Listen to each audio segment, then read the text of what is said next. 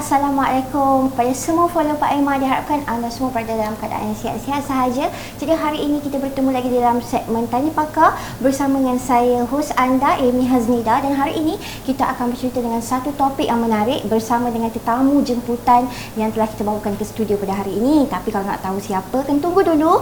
Untuk anda yang sedang menonton, tak kisahlah menerusi majalah Pama di Facebook ataupun YouTube.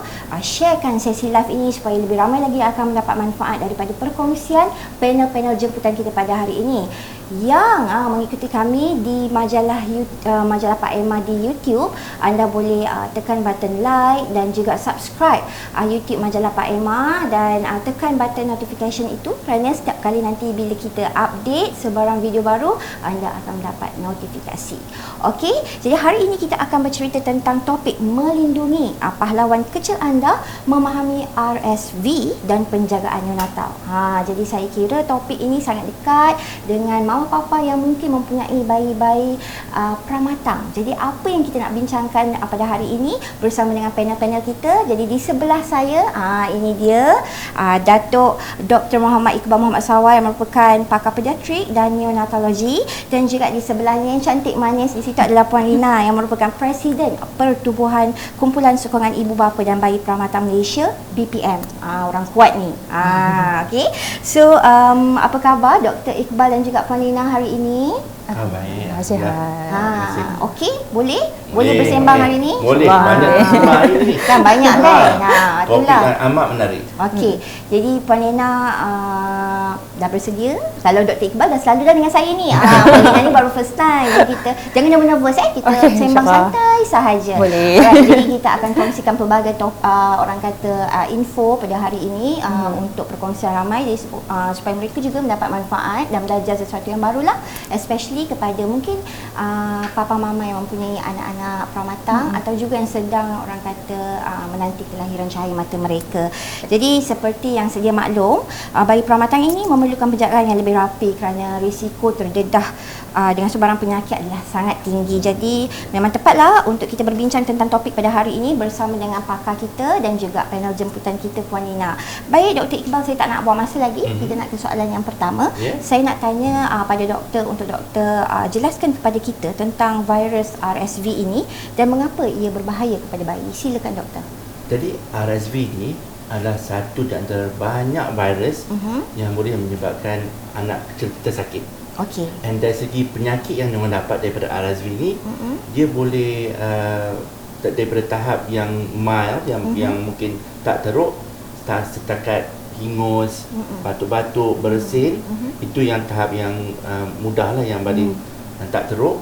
Pada tahap yang lebih teruk, kerana RSV ni dia unik di antara virus lain yang boleh menyebabkan penyakit paru-paru yang teruk, dinamakan bronchiolitis. Virus RSV ni boleh menyebabkan keradangan paru-paru dan boleh juga menyebabkan penyakit yang lebih serius, seperti pneumonia.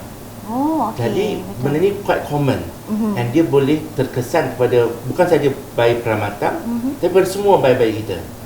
Dan dalam tahun 2019 dia buat anggaran di antara semua budak-budak yang ada penyakit respiratory infection, lebih kurang 33 juta bayi terkesan dengan jangkitan RSV. Banyak tu, 33 juta. Ramai.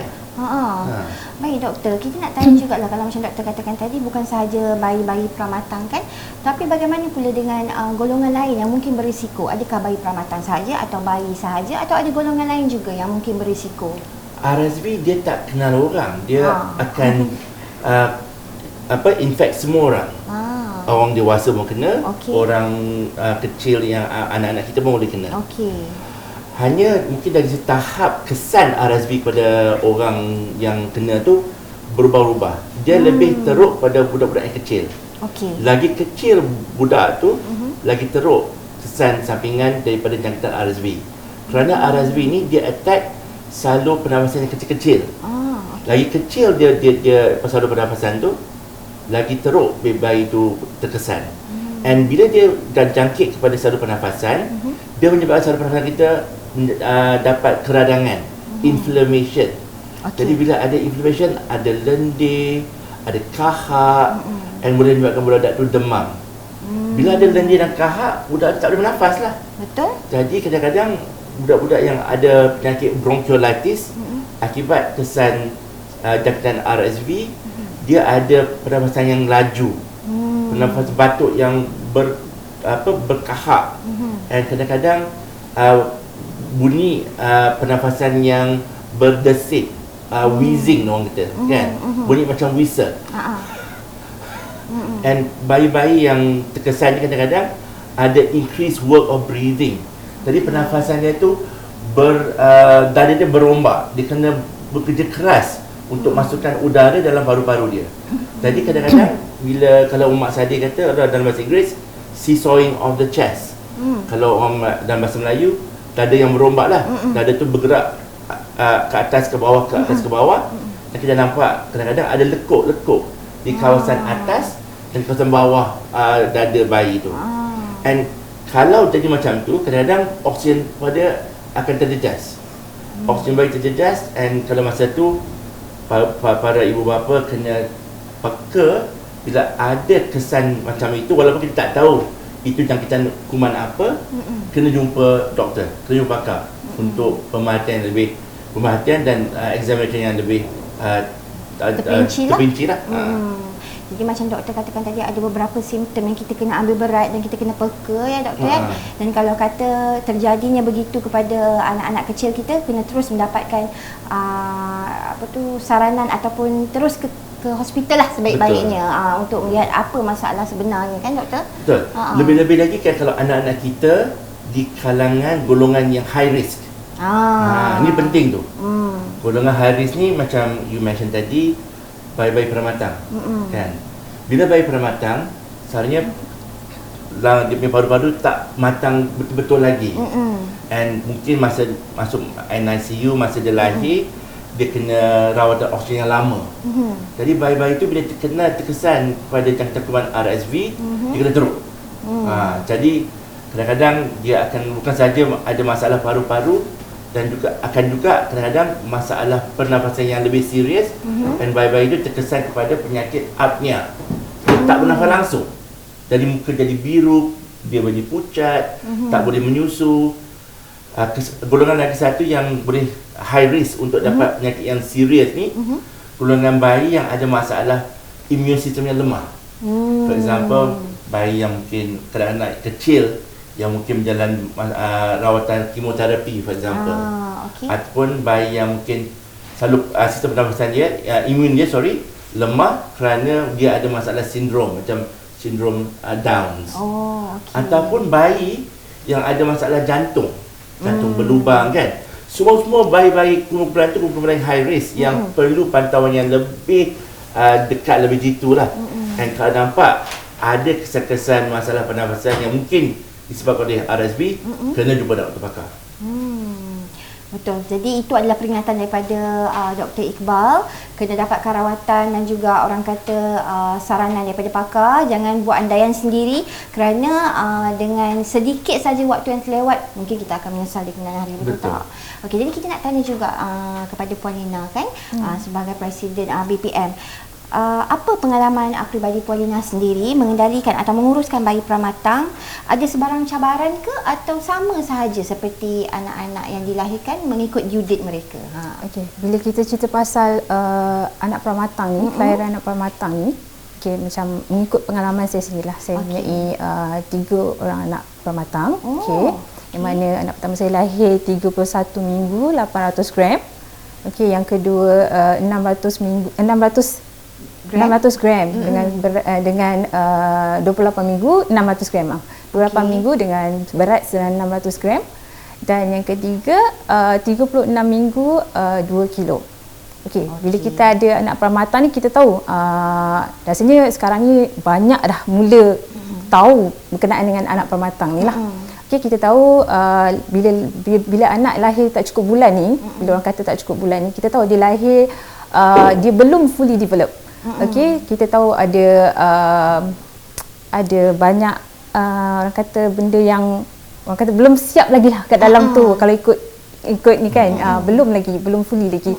So kita tahu bila anak dah dimasukkan ke NICU, maknanya neonatal intensive care unit, So maknanya di bawah jagaan rapi di pihak yang pihak-pihak neonatologis lah. Okey, so maknanya kita tahu memang yang lahir anak perempuan ni adalah mempunyai risiko yang sangat besar, yang sangat tinggilah orang kata. Contohnya berkenaan dengan masalah pernafasan. Okey, dari segi pemakanan macam mana dia nak. Ya, sebab dia orang lahir keluar awal, so dia orang akan belajar semua tu dalam NICU tu sendiri.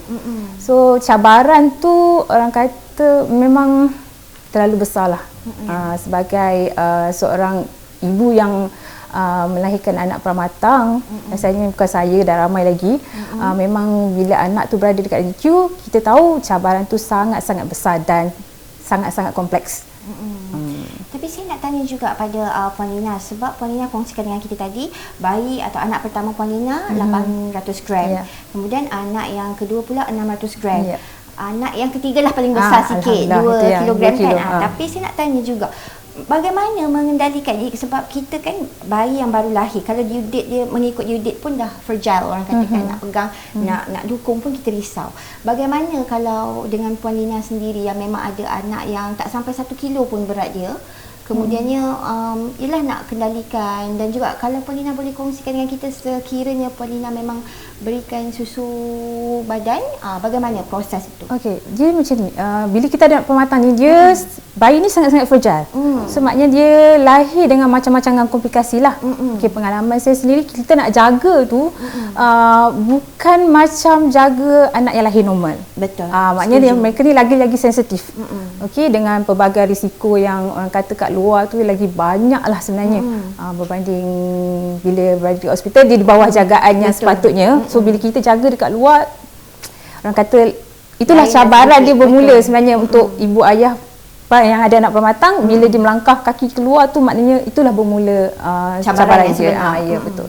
So orang kata memang agak sukar lah sebenarnya. Tetapi berjaya menempuh cabaran itu, dan saya kira itu adalah orang kata semangat seorang ibu yang sangat kuat mengendalikan anak-anak pramatang. Tapi saya nak tanya juga, bagaimana Puan Lina menguruskan emosi kalau kata kita ibu yang selepas bersalin, kemudian ialah nak pegang baby, macam kalau bayi yang lahir ikut due date ni, kita lahir je, baby dah boleh dengan kita kan. Tapi kalau macam baby yang pramatang ni akan diletakkan di NICU. Jadi bagaimana Puan Lina sendiri menguruskan emosi ketika bayi di dalam NICU dan selepas keluar? Pengalaman saya sendirilah. Okey, untuk anak yang pertama, sebab bila kita ada anak yang kedua, pengalaman tu dah jadi lain pula, dia berbeza pula.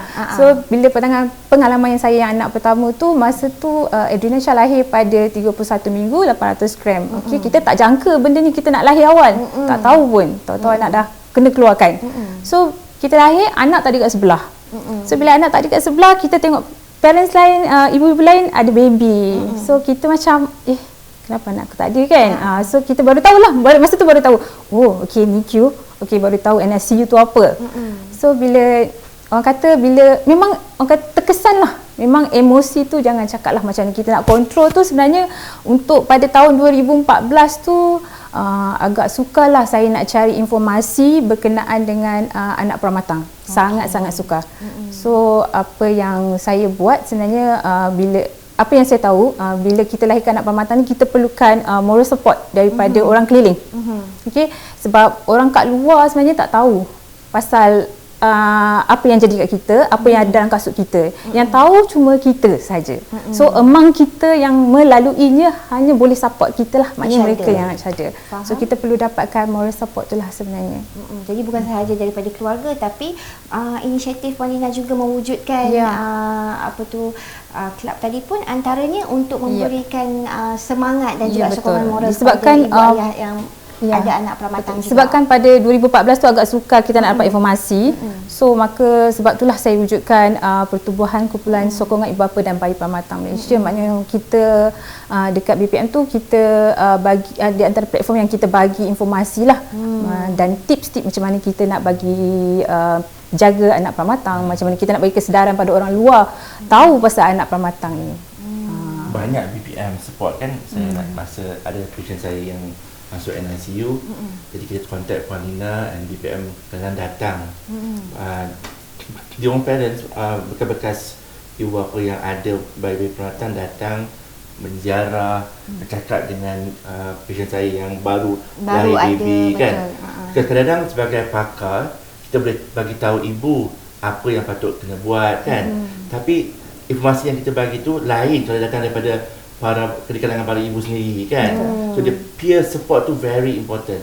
Itu yang masa saya balik daripada England tahun 2013, saya nampak ada kekosongan, there is a void.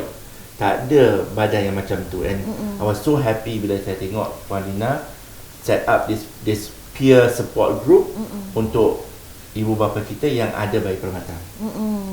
Betul, sebab saya kira macam Dr. Iqbal katakan tadilah, kalau daripada pakar ni lebih kepada medical advice, kan. Tapi kalau macam Puan Lina datang and the gang menyerbu ibu-ibu yang ada ni dan sokong mereka dan beri orang kata semangat dan berkongsi pengalaman sendiri pun sebenarnya memberi impak yang besar kepada mereka, kan? Sebenarnya pengalaman saya sendirilah, bila kita sebagai ibu ni kita nak bercerita masalah kita dengan orang kata dengan medic team, contohnya, kan, doktor pun ada tanggungjawab dia sendiri. Okay, dia tak boleh nak melayan semua permasalahan yang ada antara parents lah. Kalau banyak baby, banyak parents, macam mana, kan, lain-lain banyak isu, kan. So kita sebagai NGO ni, maknanya kita datang untuk membantu, maknanya kita di perantaraan lah, maknanya kita yang support parents, perantaraan di antara kita dengan juga doktor-doktor di NICU, maknanya medic team di NICU. So mana-mana mereka parents boleh mengadu atau meluahkan rasa, sebab yang tahunya kita, yang nak supportnya kena kita. Kalau orang lain, kalau kita bercerita, mungkin orang akan rasa macam sebab dia tak nampak, kan, dia tak nampak yang boleh masuk dalam NICU tu hanya kita je, orang luar tak boleh, so dia tak nampak apa yang terjadi sebenarnya. Masalah betul. Betul. Masalahnya memang orang tak nampak, so hanya yang sekasut je lah orang kata yang boleh membantu, akan memahami. Ya, betul. Okey doktor, kita nak tanya pula bagaimana sebenarnya RSV ini tersebar, orang kata jangkitan ini boleh merebak. So RSV ni is a respiratory virus, kan. Dia suka dekat saluran pernafasan kita. Jadi dia tersebar melalui rembesan cecair saluran pernafasan. Bila kita bersin, berhingus, kan, kita batuk, rembesan cecair pernafasan tu bila kita masuk pada orang lain, pada saluran pernafasan orang lain, dia akan dapat dah. Jadi another way dia boleh tersebar kalau kita berhingus, tak masuk tangan, kita pegang, kata for example toy ke, tumpul pintu ke, orang lain pegang benda tu, lepas tu dia masuk dalam mulut dia ataupun dia kesat-kesat muka dia, macam era COVID dulu, itu pun boleh satu salah cara untuk virus tu merebak ke orang yang lain. Jadi doktor, kita nak tanya jugalah, kalau kita selalu perkatakan lebih baik mencegah dari merawat, kan. Jadi bagaimana kita dapat mengelak jangkitan virus RSV ni, dan bagaimana monoclonal antibody bekerja untuk mengurangkan impak virus ini kepada kesihatan bayi. So nak mencegah jangkitan RSV, kita buat macam kita buat masa COVID dulu, kan. Kebersihan tu paling penting. Okay? So kadang-kadang bila kita ada anak kita yang batuk sesama, kan, mungkin kita separatekan dia pada orang lain. Jangan anak kita yang tersema tu masuk balik kepada nursery, kan. Basuh tangan, jaga kebersihan tangan kita, pakai hand sanitizer, basuh tangan dengan air dengan sabun. Itu cara yang paling basic lah. Kedua, kita amalkan budaya hidup yang sihat, bersenam, makan makanan yang sihat. Anak-anak kita kalau tak dapat protein dan vitamin yang betul, tahap imun sistem dia akan lemah dan senang terkesan. Ketiga, kalau kita ada bayi kita, kalau boleh lah, saya minta ibu-ibu di sana cuba fokus on breastfeeding. Bagi bayi kita susu ibu. Bila kita bagi bayi kita susu ibu, kita bukan saja bagi bayi kita nutrisi tu, tapi kita juga bagi bayi kita immunoglobulin yang boleh membantu imun sistem bayi tu untuk jadi jadi dinding kepada jangkitan kuman RSV. So penyusuan tu penting. And lagi satu, kalau boleh rokok. Kalau boleh, kalau ada ibu bapa yang merokok tu, stop. Because research shows that kalau kita ada dalam, katalah ayah dia merokok, walaupun merokok di luar, kita tahu daripada kajian bayi yang dalam keluarga yang ada orang merokok akan lebih terkesan kepada jangkitan kuman virus. Dan lebih-lebih lagi virus RSV. Baik. Kalau budak-budak yang high risiko yang tinggi, macam saya kata peramatan, masalah jantung, masalah imun sistem, dan juga budak-budak yang ada masalah saraf. Masalah saraf ni tak dapat batuk. Dia tak dapat batuk, kahak dengan benda-benda tu bertakung kat paru-paru. Itu menyebabkan penyakit bronkiolitis yang lebih teruk dan pneumonia. Jadi bayi-bayi yang macam tu, kadang-kadang kita bagi dia benda yang lain yang dinamakan monoclonal antibody. Monoclonal antibody ni seakan-akan vaksin tapi bukan vaksin. Kalau vaksin, kita bagi vaksin kepada bayi itu, bayi itu kena buat dia punya antibody sendiri, kan? Kalau monoclonal antibody, kita bagi kat bayi itu ubat yang kita nak bagi ni, bayi tu dapat protection immediately, spontan, kan?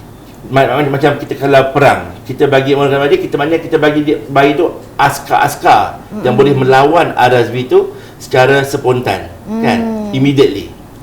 Disadvantage of monoclonal antibody tu dua. Satu, cost. And kedua, dia punya kesan tu tak is transient, tak jangka panjang. Tak berpanjangan. Kalau vaksin jangka panjang. Whereas kalau monoclonal antibody tu dia jangka pendek. Tapi jangka pendek tu penting untuk budak-budak yang berisiko tinggi. Kerana penyakit RSV yang boleh menyebabkan bronkiolitis still menyebabkan kanak-kanak yang tertentu meninggal dunia disebabkan penyakit jangkitan yang teruk. Jadi monoclonal antibody tu is another way kita nak prevent benda-benda macam ni.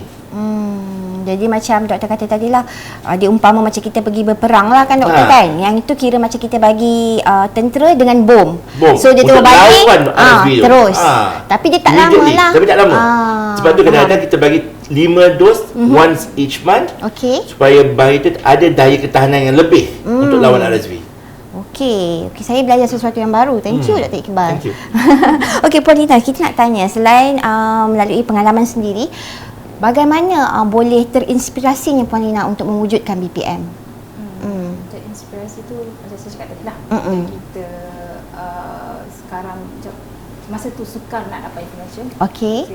Sukarlah nak dapat apa saja berkenaan dengan anak permatang. Bila kita Google, kita search memang susah nak nampak. Susah kita nak nampak orang Malaysia ni share, berkongsi pasal anak-anak permatang ni memang susah sangat. Nak tengok gambar masa tu pun agak susah, agak sukar.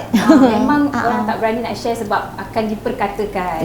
Sebab keadaan anak tu yang orang kata agak berbeza kan. So orang akan boleh berkata-kata dan akan memberi kesan lah, tekanan pada ibu dan ayah yang lakukan permatang. So apa yang saya buat masa tu, sebab inspirasi saya masa ketika saya mencari informasi tu, saya cari juga informasi di luar.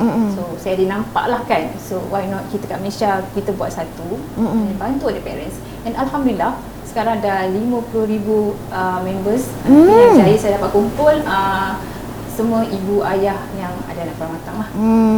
Seluruh Malaysia. Itu kira yang memang betul-betul orang kata mengikuti dan juga nak belajar sesuatu lah. Belum lagi yang bakal ataupun yang masih ada yang tahu dijangka akan melahirkan anak permatang. So mereka awal-awal dinasihatkan oleh doktor ataupun Dr. Angie mereka minta untuk join kami untuk dapatkan info terlebih awal. Maknanya sekarang dah mula advance. Maknanya orang dah ada ilmu dulu sebelum baby tu keluar. Jadi dah boleh buat preparation, dah tahu apa nak expect. Dia dah boleh ready daripada segi mental dia dah ready. So memang ramailah sekarang. Sangat membantu. Jadi selain daripada perkongsian ilmu dan sebagainya, apa lagi yang peranan BPM untuk membantu mama papa yang mempunyai anak-anak pramatang? Kita memberi tips penjagaan lah. Maknanya semasa di NICU, di bawah jagaan doktor, di bawah jagaan mediteam, maknanya di rumah kita akan bagi tips macam mana nak handle baby lah. Semacam topik yang kita sekarang is pasal RSV kan. So ada banyak-banyak tips yang memang kita akan kongsi. Penjagaan anak pramatang semasa di rumah, Okey, sama juga masa kita, kalau kita throwback balik masa COVID, macam itulah sebenarnya yang kita praktikkan. Ibu ayah premi ni praktikkan dahulu. Sebelum masa COVID tu, maknanya dia dah tahu keadaan tu, nak dikuarantinkan sebab kita tak nak jangkitan daripada orang luar dekat anak kita. One of the things kadang-kadang bila saya tengok dalam BPM punya laman Facebook dia, one of the things saya impress lah, saya rasa kagum bila parents tu kalau ada masalah yang mungkin lagi masalah pernafasan ke pemakanan ke. Saya pemakanan banyak kan orang dia minta tahu anak I premature nak makan macam mana, nak makan ubat apa. Jadi parents ni yang banyak yang ramai ni boleh input and dia boleh bagi dia punya experience kan. Jadi banyak experience tu boleh bantu parents yang tengah mencari-cari data ni. Saya rasa saya kadang-kadang jumpa doktor kadang jarang kan. Kadang there's simple basic things yang peer parents boleh share dan boleh bantu dan menjelaskan benda yang mungkin untuk parents tu dia merisau tapi kadang-kadang tak ada apa-apa. Jadi sebenarnya sesimpel soalan pun akan mendapat jawapan dia berdasarkan pengalaman lah. Maksudnya perkongsian segala-gala jawapan yang kita ada tu memang berdasarkan pengalaman yang diorang lalui. Jadi saya setuju dengan Puan Lina bila Puan Lina katakan hanya yang berada di dalam tempat kita tu sahaja yang akan memahami, dan kita pun sebenarnya kalau saya sendiri mempunyai anak peramatan, saya akan mencari orang yang sama seperti saya. Jadi lebih liable lah bila kita nak bertanya tu, oh betul lah sebab dia pun melalui dan dia pun pernah orang kata mempunyai anak peramatan. Jadi setiap perkongsian dia mungkin kita boleh gunakan dalam kehidupan seharian kita. Okey, seterusnya saya nak tanyakan kepada Puan Lina, pada pendapat Puan Lina sendirilah, kenapa pentingnya ibu ayah untuk ada pendidikan tentang bayi peramatan? Saya rasa penting lah sebab daripada pendidikan yang kita ada, ilmu yang kita ada tu, kita boleh bagi kesedaran dan bagi orang faham tentang keadaan anak peramatan dengan lebih baik lagi lah. Betul penting kan, kadang-kadang bila kita dapat bayi pematang, mantan macam saya kata kadang dia punya emosi kadang macam roller coaster. Yes, ada masa anak kita sihat, kita happy. Ada masa ada komplikasi, kita rasa down. Jadi that support, emotional support tu very important, and nak kena dapat peer support daripada kalangan ibu bapa tu penting. Tapi penting juga parents tu sendiri ada sumber untuk nambah ilmu dia sendiri, kan? And BPM pun dalam dia punya website, dia punya Facebook group ada a lot of information yang boleh membantu parents tu lebih faham mengenai keadaan masalah kesihatan anak-anak peramatan ni kan. Dan juga mereka sebenarnya memainkan peranan untuk menyebarkan ilmu tu dalam orang kata cara yang lebih mudah difahami. Kerana semuanya melalui pengalaman kan, Puan Lina? Bila kita baca bila kita tanya doktor, dia agak ada bahasa yang sangat bahasa doktor kan. So bila terms so ada terms dia. So agak sukarlah. So bila kita memang parents yang bercakap, so kita guna bahasa kita sendiri, so rasanya message tu lebih mudah sampai lah. And some of parents kan, bila dia cakap dengan other parents yang pernah melalui benda yang sama, dia get inspiration tu, dia get semangat. So bila dia tengah down, bila nampak cakap, oi, actually bayi ni actually did very well, tak ada stroke bagi saya. Jadi dia ada semangat tu untuk betul-betul positif yang betul, yang dia boleh bantu tu yang boleh and those are the things yang kadang-kadang tak boleh daripada saya, because walaupun saya pakar, saya tak pernah jadi ibu bapa yang ada bayi pematang. So I cannot talk from their perspective. Itu yang penting. Ibu bapa yang dah melalui benda yang sama berkongsi ilmu dan bagi inspirasi dan semangat. Jadi diorang pun lebih orang kata terinspirasi lah, bak kata Dr. Iqbal ni untuk mengendalikan anak tu dengan lebih baik. Betul. Kan, tanpa rasa stres lah, sebab bila dah ibu ataupun ayah yang mempunyai masalah yang sama atau pernah melalui pengalaman yang sama yang berkongsi, dia tentulah lagi mudah difahami dan kita pun faham, okey, dia bercakap tu sebab dia pernah melalui condition tu. Kalau tidak, kalau macam saya mungkin tak ada, bila saya bercakap dengan ibu yang ada, saya mungkin boleh cakap faham sekadar memahami begitu sahajalah, tapi untuk berkongsi pengalaman dan sebagainya saya tak ada kan. Jadi saya rasa BPM banyak membantu juga ibu ayah di luar sana. Terus teruskan memberi semangat kepada mereka di luar sana. Tapi kita nak tanya jugalah kepada Dr. Iqbal. Kita nak tanya platform MySihatPal oleh AstraZeneca ini dikatakan boleh membantu ibu ayah mendapatkan informasi yang tepat dan yang terkini tentang penyakit RSV yang kita bincangkan ini. Jadi RSV ni kalau kita Google macam-macam ada dalam internet ni kan. Betul. Kadang terbiak mata kita tengok apa ni kan. Sebab tu very important kita dapat informasi yang ada credibility. Betul. Kan? Because kalau tak nanti kita kabra tak tentu arah kan? Betul. Ataupun lebih teruk kita dapat informasi yang salah kan, yang tak accurate.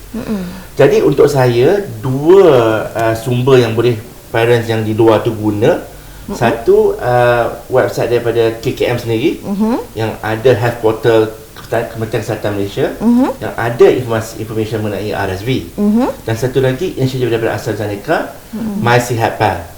Dalam portal MySihatPal tu jadi ada banyak sumber ilmu yang boleh parents ambil daripada sana. One of them is mengenai RSV ni kan. Dalam tu is quite comprehensive. Ada juga information mengenai penyakit lain, asma, penyakit high blood pressure.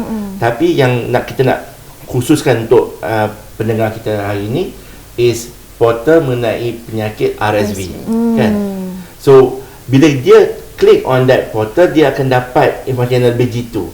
And semua informasi yang ada dalam portal tu dah disahkan oleh pakar. Boleh dipercayai. Boleh dipercayai dan ada credibility. Yes. Itu yang penting. Itu yang penting supaya tak adalah ilmu yang salah tersebar. Betul. Lepas tu lain pula jadinya. Jadi untuk ibu ayah di luar sana yang nak mendapatkan sebarang informasi atau sebarang maklumat mengenai RSV atau apa sahaja sebenarnya tentang kesihatan anak dan kesihatan sendiri sekalipun, dapatkan daripada website ataupun platform yang boleh dipercayai, dan salah satunya adalah MySihatPal. Okey. Baik, itu tadi doktor dah explain serba sedikit tentang MySihatPal. Okey. Dan saya dengar tadi doktor sangat excited tentang MySihatPal ni sebab boleh belajar untuk memasak juga doktor. Ada. Ada resepi sihat juga. Ada apa menu macam mana nak buat pizza petai. Macam mana tu kalau nak tahu boleh search. Saya dah tengok tu mungkin saya nak cuba buat eksperimen pizza petai. Mana tahu sedap? Mana tahu sedap. Dan sebenarnya yang penting adalah sihat sebenarnya doktor. Sebab selalu orang kata kalau makanan yang sihat ni tak sedap. Ridiculous. Sebenarnya banyak, dan antara menu-menu menarik yang boleh anda dapatkan dan sihat yang paling penting tu adalah di MySihatPal. Jadi jangan malas-malas lah. Betul. Kena tengok MySihatPal sebenarnya. Itu tujuan kita hari ini, untuk memberi pendedahan tentang RSV dan juga MySihatPal. Jadi doktor kita nak itu doktor. Kita nak tanya balik pada Puan Lina, bagaimana dan mengapa bayi pramatang ini penting untuk kita lindungi dari penyakit berjangkit seperti RSV? Silakan. Penting sebab kita tahu bila lahir anak tak cukup bulan ni, daripada awal kita tahu dia akan menghadapi masalah yang pelbagai. Okay, bila jangkitan saluran pernafasan ni lah. Pengalaman saya juga sendiri bila anak dijangkiti virus RSV. Tiga-tiga anak pernah melalui komplikasi fasa jangkitan lah. Tiga-tiga kena berjangkit lah. Yang Dr. Iqbal jugalah yang merawat anak saya kan. Teruk ada diorang batuk. Yes, diorang batuk. Demam. Agak lama lah di hospital masa tu. On nap. Masa sampai ke rumah pun dia kena still on nap lagi. Okay. So bila masa lahir tu ada chronic lung disease. So bila dah besar tu dia mudah dijangkiti. Lagi mudah lah bila dah bayi yang sensitif ni kan. So dia akan senang. Okey, itu dia jawapan daripada Puan Lina. Tapi kita nak tanya jugalah pada Puan Lina kan. Jadi selain orang boleh dapatkan informasi daripada BPM sendiri, apakah sumber-sumber lain yang boleh Puan Lina suggest kepada follower yang sedang menonton sekarang ni untuk mendapatkan lebih info tentang RSV sendiri? Okey, macam yang Dr. Iqbal terangkan tadilah. So kita boleh lawat untuk dapatkan informasi, kita boleh ke laman portal MySihatPal dan juga laman portal KKM Malaysia sendirilah. So ada banyak informasi yang orang kata memang dari pakar, Yes, berkredibiliti dan boleh dipercayai lah. Betul. Betul. Jadi sebenarnya habis je Paulina jawab soalan itu tadi, maka berakhirlah segmen Tanya Pakar kita pada hari ini. Tapi last doktor, kita nak minta doktor untuk beri sedikit kata-kata semangat kepada ibu ayah yang mungkin mempunyai bayi pramatang di luar sana. Lain semangat dia ni.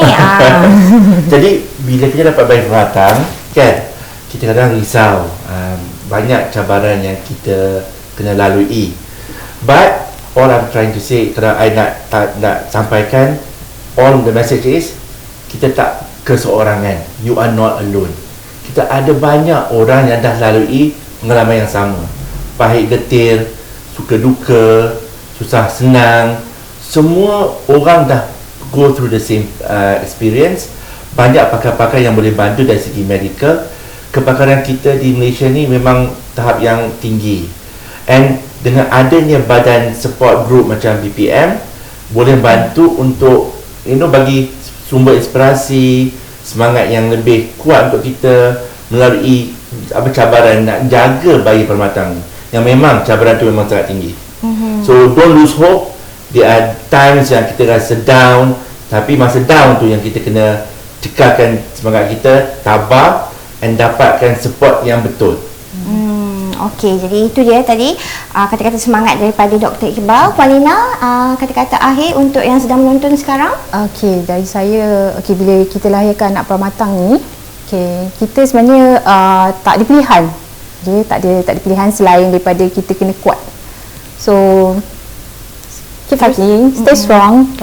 Jangan give up, jangan mudah berputus asa.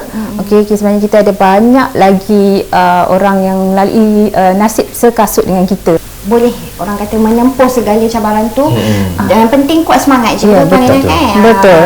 Itulah dia peranan Lina juga di dalam BPM untuk memberi semangat kepada mama papa di luar sana. Dan sebenarnya itu bukan pengakhiran. Itu Lina, itu adalah satu journey yang indah sebenarnya kalau kita lihat dari sudut yang positif. Jadi itulah dia segmen Tanya Pakar bersama dengan Datuk Dr. Muhammad Iqbal dan juga Paulina pada hari ini. Jadi saya harap ramai yang akan dapat manfaat dan boleh gunakan segala info dan juga maklumat yang telah dikongsikan oleh kedua-dua orang panel kita ini untuk menjalani kehidupan anda sebagai ibu ayah dengan lebih semangat dan lebih positif, kan doktor? Betul. Okey, jadi kita bertemu lagi di dalam segmen Tanya Pakar yang akan datang dan kita akan bincangkan lebih banyak lagi topik-topik kesihatan yang lain. Jadi untuk anda, jangan putus semangat, teruskan kuat dan lalui dengan senyuman. Okey, jadi kita berjumpa lagi di episod Tanya Pakar yang akan datang. Bye. Bye.